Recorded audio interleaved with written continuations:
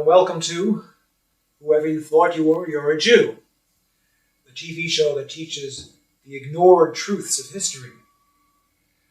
We also teach this concept over here, and we try to get away from this one, the golden calf. Today's show is called Race, and I can't think of a subject where the expression the ignored truths of history is more apt than this one.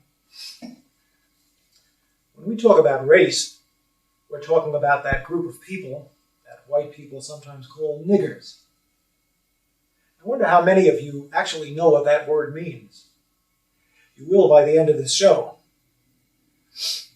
Now, if I were to tell you that blacks once had a great culture which exceeded the culture of whites, you'd probably find that pretty incredible. But we're talking about the ignored truths of history.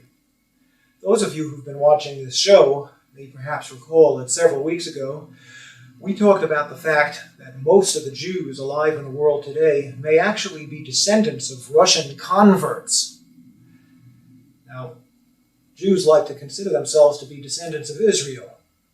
So the facts that Russia was once a Jewish nation for 500 years, in fact, and that most Jews who are alive today may be more closely descended from Attila the Hun than from King Solomon, these are facts which are just glaring facts, and it's incredible that such things could be ignored. And the question of how such things could be ignored has an answer, and the answer is collusion. All the parties involved have silently agreed, even perhaps without ever talking to each other, they've silently agreed to just not discuss this subject. In the case of the Russian Khazar Jews, it's embarrassing and frightening to Jews to consider the possibility that they may actually be descendants of converts and may have very little Israeli blood in them. In the case of the Russians, it's a horrendous embarrassment to them to admit that for 500 years in the Middle Ages, Russia was a Jewish nation. So they just ignore it. It's collusion. Now, if I were to tell you that blacks, for as many centuries as whites have been superior, if you want, in the Western world, that for just as many centuries blacks were superior, you'd probably find that hard to believe. And you'd wonder how such a fact could be hidden. And the answer is, again, collusion. The whites wouldn't want to admit such a thing, because whites like to feel superior and like to think that their superiority is somehow permanent, decreed by God. As for blacks, if you look into the black civilizations that we're going to take a look at momentarily, you find something pretty interesting. You find that those civilizations actually arose as Jewish civilizations, later to become Islamic civilizations. Now, we live in a nation where blacks are taught that whitey got ahead by being a liar and a thief. So today's so-called black leaders get on the air and proclaim that the way to get ahead in America is for the black man to be a better liar and thief than whitey. I don't know about you, but I've thought about this matter, and there's no question in my mind as to where these so-called black leaders come from. They were put up there by whitey. Now, I'm not going to name any names. But the truth of the matter is that the roots of black greatness historically lay in Judaism and Islam. So the blacks who are teaching today that the answer to the question, how do you get ahead, is get the money. Dollar bill, y'all. You folks know who I'm talking about. And that's what they teach. They don't want to hear any talk about God. For these people, the dollar bill, y'all crowd, the realization that black greatness in the past lay in roots which go into Judaism and Islam is not really what they want to hear. So they just ignore it. As for the blacks in this country who are not dollar bill y'all people, we find that most of them are members of Christian churches, which is a good thing, except for the fact that they've been taught since childhood that Judaism and Islam are the enemy. And they've been taught that lesson so well that when they start to hear that the roots of black greatness historically lay in Islam, that's as far as they're going to go with that. They'll take slavery, thank you. So there you have it, collusion. For whitey, it's great to keep black down. And for the blacks, it's great to not admit that in the past you were a Jew and later a Muslim. Now we're going to talk about the truths of history, the ignored truths. These truths are known to you if you're a black Muslim in America. You already know this if you're a black Muslim. But if you're a black treated in those whorehouses and condom vending machine buildings that we call public schools, then you probably don't know this. And if you're a white, you almost certainly don't know this. Let's talk a little bit about black history, and let's start with a map. This is a map of the area around the Mediterranean Sea. Up here we have Europe. Here's Africa. I think you can see on your screens that in this area of Africa that I'm pointing to is a desert. This, of course, is the Sahara Desert. The territory to the north is fertile, and the territory to the south is fertile. In fact, it's very fertile. Now let's talk about empires. The first great empire in Western civilization was probably Egypt, over here. Not much is known about the early Egyptian empire. There's lots of speculation. But in the process of time, the empire passed. Israel was great for a short time, but that didn't last either. Now, I don't have to tell you that a great empire arose in Greece. Most historians of intellectual Western history trace the history of Western intellectualism to Greece. Now, the Greek Empire didn't last too long, a number of centuries. One could reasonably ask why Greece became so great and why it was unable to hold on to its greatness.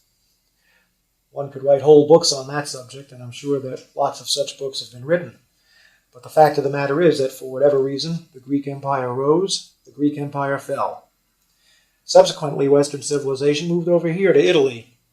That's, of course, what we now call the Roman Empire. The Roman Empire at its peak stretched from Spain all the way around the Mediterranean, encompassing Arabia and parts of northern Africa. The Roman Empire lasted longer than just about any other, better part of 1,000 years. But in the process of time, Rome passed as well. There was a Persian Empire, which had its roots over here in Persia, actually over here, Iran. The Persian Empire at its peak stretched from Egypt, encompassing most of the Middle East, just about up to Greece. And the Persian Empire passed as well. The end of the Persian Empire came, I guess around the year 640 or so, when the armies of Muhammad began to conquer the Middle East, a process which was completed with lightning rapidity. So the next great empire was the Empire of Islam, an empire which, in many respects, has not ended to this day. It arose in Saudi Arabia, immediately conquered the entire Middle East, conquered Persia. The Persian Empire was Zoroastrian in religion. They got rid of that, replaced it with Islam. They tried desperately to get into Europe at this end and failed, but what they did do was they came across North Africa, and North Africa fell to the Muslims. It fell quickly, so that by the year 710, they were over here at the Straits of Gibraltar. That was only, about 60 years after the death of Muhammad. It took them only 60 years to conquer the entire Middle East and get over to this point right here. This puts us at the year 710 AD. Now, in the year 710 AD, a fellow by this name, let's get him to stand up a little better, Tariq ibn Ziyad, means Tariq, the son of Ziyad. Tariq was, I believe, a Moroccan. This is Morocco over here. In other words, he was a Moor, a man from Morocco. This whole North African empire, Islamic empire, came to be called the Moors, or in Shakespeare, the Blackamoors. Sounds like we had some black people there, huh? Tariq took the armies of Islam across the Straits of Gibraltar and landed on the Rock in the year 710 AD. You'll never guess what he did next. He burned the boats. He made up his mind that if his armies of Islam could not conquer Spain, they weren't going home. So he burned the damn boats, and that left them facing one way, which was straight forward. And in the year 710, They swept across the Iberian Peninsula, and they took the land that we now call Spain for Islam.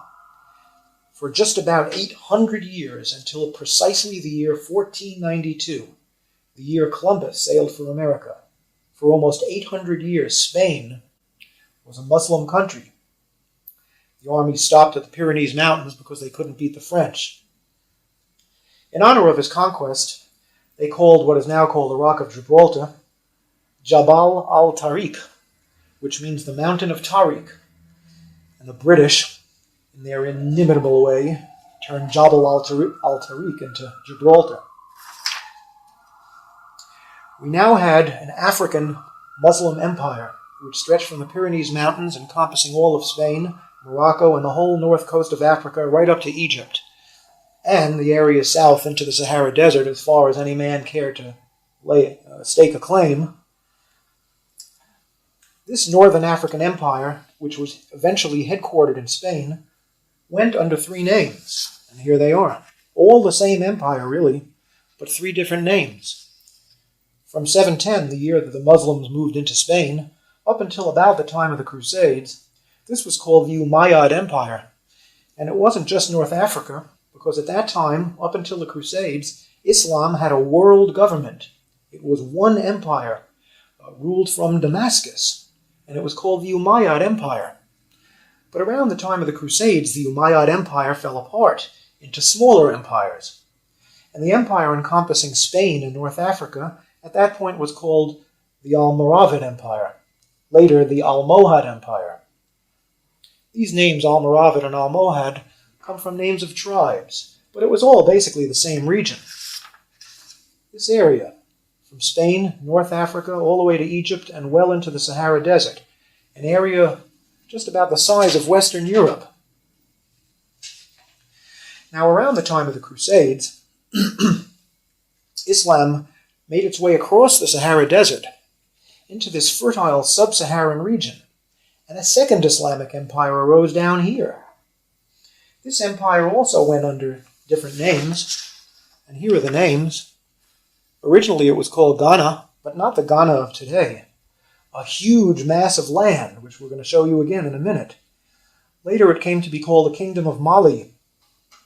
And finally, at around the time of Columbus, it was called the Kingdom of Songhay, Songhay being the name of an African tribe which conquered the territory. Three different names, but all really the same kingdom. A kingdom comprising the area from Senegal over here, all the way across the fertile sub-Saharan region to Chad, and well into the Sahara Desert. Again, an area almost the size of Western Europe. Now, I don't know if you can see it on your screen, but I'm pointing now to a river. This river flows from the mountains coming originally from Senegal, first east and then south. It's called the Niger River. And along the shores of the Niger River arose a civilization which eventually became the center of civilization in the Western world. Its headquarters was here. This is a city called Timbuktu. To those of you who are not familiar with this history, it might sound a little like a joke. Timbuktu. Timbuktu, at the time that Columbus sailed for America, was the center of Western civilization, right here in the heart of Africa, on the shores of the Niger River. In other words, this was a city of niggers, some people would like to call them. But they outdid Whitey. Europe at this time was a mess. There was no real civilization to speak of. The Renaissance was just starting at the time that Timbuktu, down in the heart of so-called darkest Africa, was the center of world civilization. Sounds impossible, doesn't it? Not only is it possible, it was true. And if you don't believe it, look it up in any encyclopedia. Historians say another way with this is cult facts of history. Evolves would just as soon not think about it. Now, before proceeding, I want to show you a few books. This book is called From Babylon to Timbuktu, written by Rudolf Windsor. I've spoken to Rudolf Windsor a few times. He's a great writer, and he takes the history of the sub-Saharan black empires as well as the northern Saharan black empires and makes them very readable. All the information in this book can be verified in any encyclopedia, but but it's more interesting to read it here. Because Mr. Windsor is a sponsor of this show, we're going to be giving the address of his publishing company at the end. You can also obtain this book in many black bookstores or street stalls which cater to black books, although you won't necessarily be able to find this in Barnes & Noble. Great book. Here's another book which is a big source of information for me. It's called World's Great Men of Color. And this is a book you shouldn't have too much trouble finding in a library or elsewhere. It was written by J.A. Rogers, one of the great black writers of the early 20th century. Finally, here's a book that I'd love to be able to talk about, but I doubt there'll be time. It's called The Sign and the Seal by Graham Hancock. It was a bestseller for its genre not too long ago. It tells the story of the Ark of the Covenant. And if you're like me, by the time you finish this book, you're going to believe, as the author believes, that the Ark of the Covenant is in Ethiopia, where it's been for thousands of years. That is, God, if Mr. Hancock is correct, gave the Ark of the Covenant to niggers. Think about that. Of course, a lot of people don't believe that. I'm not 100% sure it's true myself, but I'm about 90% convinced. In any event, I don't think we're going to have time to talk about the Ark today. Let's talk about Spain during the Middle Ages. I want to read something to you. I want to read you a little passage about Moorish Spain as Europe's cultural center. Although the white Christians of Spain deeply desired, during this entire period, to expel the blackamoors from their country, it is nevertheless an undisputed historical fact that medieval Spain was the cultural, educational, and scientific center of Europe. The Moorish kings lived in castles of highly polished marble, with elaborately carved walls and beautiful mosaic floors, while European kings lived in cold, damp castles of unfinished stone, crude by comparison. The streets of Spain's capital city, Córdoba, were well paved and completely illuminated by public lights, at a time when the streets of London were dark and covered with mud. The Moors possessed all the knowledge of ancient Greece, which was lost to Europe until the Renaissance. They made important contributions to philosophy, medicine, mathematics, chemistry, astronomy, and botany. Doesn't sound like such a dark age after all, does it? There were academies for the rich, free schools for the poor, and libraries containing books from all over the world.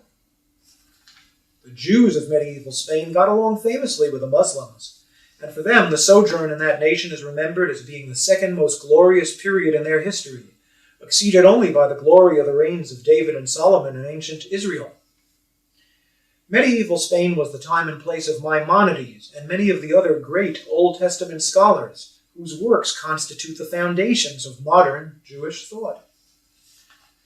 Throughout the Middle Ages, the white Christians of Spain endeavored to thrust out the Moors. It took them until 1492 to do that. When Isabella and Ferdinand finally defeated the last Moorish king in Granada, in the same year that they financed Columbus's trip to America, they immediately expelled all Jews who refused to accept Christianity. This is not at all surprising. Since the Jews had actively supported the Moorish conquests, the Christians were not about to take any chances on losing what had taken them 800 years to regain.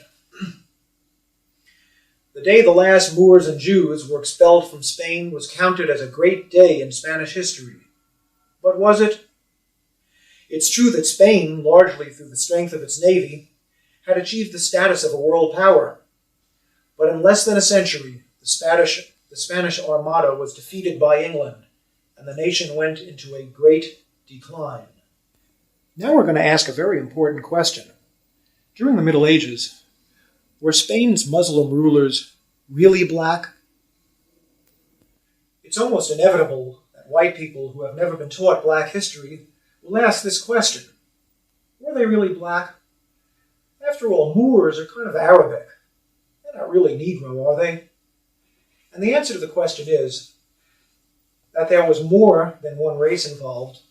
Again, as I told you before, in the beginning there was the Umayyad dynasty, and they were mainly Arabic, although there were some blacks there. But by about the time of the Crusades, the Umayyad dynasty became soft and complacent, and the forces of Christianity were rising up in Spain and threatening to overthrow Islam. A second dynasty of kings arose called the Almoravids. They came out of Senegal, which is right in the middle of Africa. That's about as black as you can get. They conquered Spain, and they were the rulers from then until the end. Centuries. There's no question that Spain was ruled by blacks, at least during the latter part of the Middle Ages. The third dynasty, the Almohads, was also a mixed dynasty. The greatest of the Almohad kings was a fellow who they called Al-Mansur, which means the Invincible. His actual name was Yaqub ibn Yusuf, which means Jacob, son of Joseph, almost like a Jewish name. Al-Mansur arose at a time when the Christian forces were really rearing up and threatening to expel Islam. The Christians put together a huge army of 300,000 men at a place called Alarcos. Al-Mansur called together all the forces of Islam from all across North Africa, all the way to Egypt, and put together an army which beat the Christians at Al-Alarcos in one of the greatest battles in history. Now, Al-Mansur was the son of a man who was described as being of mixed race, but his mother was a full-blooded Negro slave from Senegal or Timbuktu. That makes Al-Mansur at least 75% Negro. And that's about as colored as any black man walking the streets of America today. So the answer to the question is yes, Spain was ruled by blacks during the period when it was indisputably the cultural, scientific, and educational center of Europe, believe it or not. Now the slightly out of focus map on the left-hand side of your screen shows the approximate boundaries of the medieval Great Black Sub-Saharan Kingdom known variously as Ghana, and then Mali, and later Songhai, all the same kingdom, a rather large kingdom. The yellow color shows the modern nation of Mali, which is, of course, much smaller.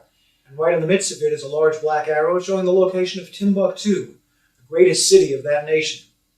I'd like to read you something about Timbuktu. This kingdom was originally called the Kingdom of Ghana. From about 300 AD up to the time of the Crusades, Ghana was a Jewish nation. This has been documented by the writings of one Eldad the Danite, whose works constitute the main historical source of information for this time or place. So this was a Jewish kingdom. Did you know that there were Jewish kingdoms in Africa? After North Africa was converted to Islam, an immensely lucrative trade developed between Ghana and the Islamic states to the north. In other words, the empire that was centered in Spain, which we talked about. At first, the Ghanans traded gold, then iron, which was used to make weapons. Eventually, they traded grain, which proved to be the most lucrative of all. Shortly after the year 1000 AD, the kings of Ghana converted to Islam. Subsequently, the city of Timbuktu became the center of trade for the entire world, not just Africa. At that time in history, movement of goods across Europe from land was out of the question, because Europe was a collection of warring barbarian states. So all goods from the East, and that means all goods period, because there weren't nothing being made in the West at that time, all goods from the East were brought to Egypt, where they were loaded onto caravans. The caravan routes all converged at Timbuktu, which, by the 15th century, had become one of the wealthiest cities in the world. From Timbuktu, the goods were transported 1,000 miles to the Atlantic coast, from where they were loaded onto ships bound for Europe. In the 14th century, the University of Sankore was founded at Timbuktu, and this city began to become one of the world's leading centers of academic learning. Ghana, which by then was known as Songhai, came to be known as the Mecca of the Sudan. By the year 1500, this empire in the heart of so-called darkest Africa had become the center of the Islamic world, at a time when the Renaissance in Europe had barely begun. The students of Timbuktu were sent out to the great Muslim universities of Spain, North Africa, and Asia, and the learned men of all races and nationalities were paid handsomely to come into Timbuktu to teach. The commodity which came to be the most profitable object of trade in Timbuktu was not gold or silver or grain, but books.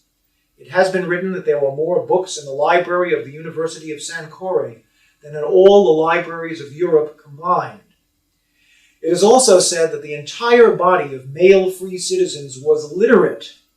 Leadership and authority were in hands of the learned scholars of the city. There was a legendary 14th century Muslim traveler named Ibn Battuta. He's kind of like the Marco Polo of the Arab world. And this is what Ibn Battuta had to say about Timbuktu, and I quote, "The inhabitants had a greater abhorrence of injustice than any other people.